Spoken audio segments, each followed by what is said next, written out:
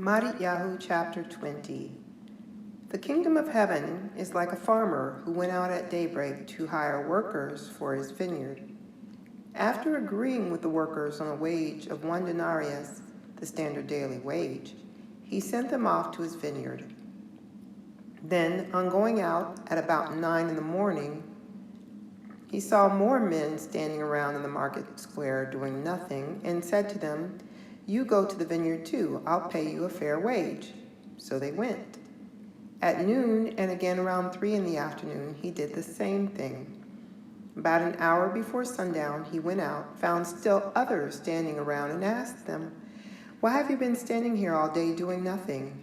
They said to him, "Because no one hired us." "You too," he told them, "go to the vineyard." When evening came, the owner of the vineyard said to his foreman, "Call the workers and pay them their wages, starting with the last ones hired and ending with the first." The workers who came an hour before sunset each received a denarius. So the workers who came first expected they would get more, but each of them also received just a denarius. On receiving their wages, they began grumbling to the farmer, "These latecomers have worked only 1 hour, while we have borne the brunt of the day's work in the hot sun, yet you have put them on an equal footing with us." But he answered one of them, "Look, friend, I'm not being unfair with you.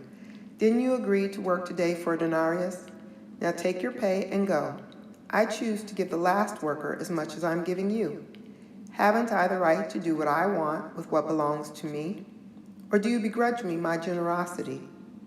Thus the last ones will be first, and the first last. As Yeshua was going up to Jerusalem, he took the 12 Talmudim aside by themselves and said to them, as they went on their way, "We are now going up to Jerusalem, where the Son of Man will be handed over to the head Kohanim and Torah teachers. They will sentence him to death and turn him over to the Goyim, who will jeer at him, beat him, and execute him on the stake as a criminal. But on the third day he will be raised."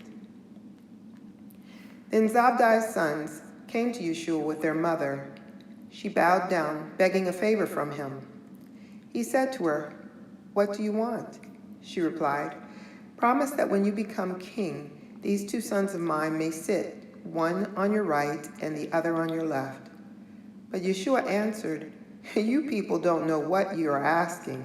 Can you drink the cup that I am about to drink?" They said to him, "We can." He said to them, "Yes, you will drink my cup, but to sit on my right and on my left is not mine to give. It is for those for whom my Father has prepared it." Now when the other 10 heard about this, they were outraged at the 2 brothers. But Yeshua called them and said, "You know that among the Goyim, those who are supposed to rule them become tyrants, and their superiors become dictators. Among you it must not be like that. On the contrary, whoever among you wants to be a leader must become your servant, and whoever wants to be first must be your slave.